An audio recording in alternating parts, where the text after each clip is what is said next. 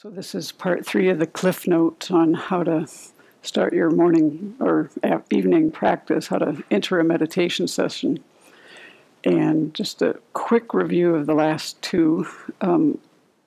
The main idea was of this whole little series here is to make heartfelt motivation at the beginning of your session, and how these 6 preparatory practices and the other things we've been taught help us to do that. So the first time I talked about motivation, and the last time I talked about the first 3 of the 6 preparatory practices. Just to review, those first 3 were, the first one is to clean the shrine room and arrange the shrine. The second one was to make offerings. And the third one was to sit in the Vajra position, or your meditation position, take refuge and generate bodhicitta. And then, of course, I insert in there some of the oral instructions, how I have it memorized, so I remember to do them. So I always say to myself, sit in the Vajra position, calm your mind, set your motivation, take refuge, generate bodhicitta. Those can all be kind of wrapped together, but it's usually good to take some time. Venerable told me once, at least 10 breaths, to see what the state of your mind is before you start your session. And when my mind is like really churning or something, I deal with that before I even start the session, because otherwise my whole session is like captive to this state of mind that's not going to be conducive. So you have to get your mind prepared. So you just don't like sit down, plop down and meditate. You work yourself into it, and these practices help us to do that. And so we've done those first 3. And when we took refuge and generated bodhicitta, at that time we had done this visualization of Shakyamuni Buddha and the objects of refuge, so what we call maybe the refuge field. And then at this time, then you've dissolved all of those beautiful holy beings into the central figure of Shakyamuni Buddha. And then Shakyamuni Buddha dissolves into light, comes to the crown of your head, dissolves into you. And then at that time you can take some, if you have a lot of time, take some time to meditate, maybe on the 4 immeasurables or bodhicitta, or what it would feel like to be a Buddha. So here you are, you've done these preparatory things that we've already spoken of, and now you're just like, wow, I'm imagining being a Buddha, and it's a very spacious, vast mind, and it's a nice way to start your practice. And just as a side note, in this book, Pearl of Wisdom 1, there's a meditation on the Buddha where Venerable spells out all of this in 3-part harmony, so you can lead yourself through all these things that you want to learn and think about these practices, including the 6 preparatory practices. She kind of fleshed it out. So now we're going into the 4th preparatory practice, and this is to visualize the merit field. So at this point, what you do is you're going to create this merit field in front of you of all these holy beings, of all the vast and profound lineages. It's going to depend on what your practice is, what that might look like for you. But like in our meditation hall, that's the thangka that has Lama Tsongkhapa in the middle and all these lineages coming from it that some of us use. There's ones on the line, online. There's one called the Lam Rim Merit Field that I've seen pictures of online that has Shakyamuni Buddha in the middle. So it would depend maybe what lineage you were in and this and that, what you might evoke then, or what practice you're doing. But in our practice here, I think if you're new, I would put the Buddha in the middle and just imagine all these holy beings and teachers around him. So this includes the teachers of the vast and profound lineage, the immeasurable Buddhas, the Bodhisattvas, the solitary realizers, the here arhats, those who abide in the Buddha's word. This is what Lama Tsongkhapa says. That's how he describes this. Those are his words. And this is a field that allows us to both collect merit and wisdom. And we visualize that to help in this process. And then we move to the 5th preparatory practice. And this is kind of the crux of, you've set up this beautiful merit field, and then you're going to do the 7-limb prayer. But what is it that is happening there? We need cooperative conditions in order to generate the path in our mind. You can do all the meditations that are the substantial cause for the results of generating certain realizations, But if you don't have the cooperative conditions for those, it's like, have you ever planted seeds that never sprouted? It would be like that. You need the conditions for these things to sprout. And so the seven limb prayer is designed to help us to do that. And what are those conditions? Those conditions are to accumulate a lot of merit, which they sometimes call, Lama Tsongkhapa calls it the accumulation of the collections. And these are the favorable conditions. And then we also need to purify our mind from obstructions. And these are the unfavorable conditions. And this is like the bulk of our Dharma practice in some ways, of accumulating merit, generating wisdom, all those things, and purifying the mind. You know, what to adopt, what to abandon. So the seven limb prayer does that, and the different parts of it help to... I'll read it, but I'm not going to, this is the Cliff Notes, so I'm just going to read it. I'm not going to explain that today. But for those of you who aren't familiar with this, the seven limb prayer reads, "Reverently I prostrate with my body, speech, and mind, and present clouds of every type of offering, actual and mentally transformed.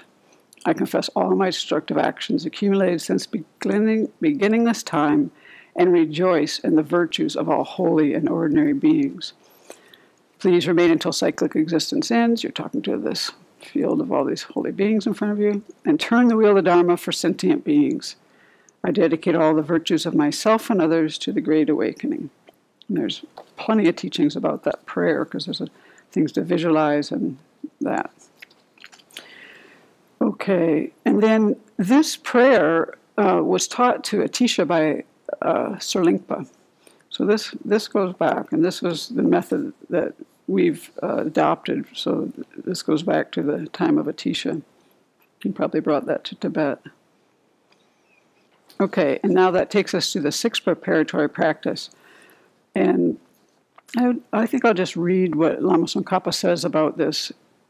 "Then, once you have pictured in your mind the objects of the mandala and have offered the mandala, make the following supplication many times with strong aspiration." So this is the sixth one, just to remind you, is offering the mandala and requesting inspiration. So he briefly talks about the mandala, but what he says about requesting inspiration is quite beautiful.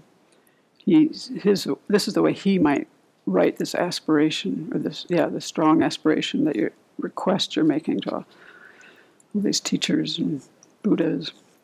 "Please bless all living beings, my mothers and myself, so that we quickly stop all flawed states of mind, beginning with not respecting the teacher and ending with conceiving signs of true existence in the two kinds of self." So when he's saying there, beginning with the not respecting the teacher, ending with conceiving signs of true existence in the two kinds of self, he's talking about the whole path of the Lam Rim. The way it's laid out starts with, the way it's taught generally is you start with the meditations on the spiritual mentor, and you end with these meditations on emptiness and the nature of reality. And then all these other meditations come in between.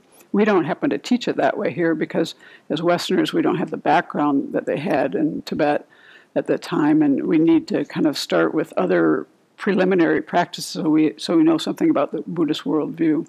But which is why Venerable Chona is writing this series of books.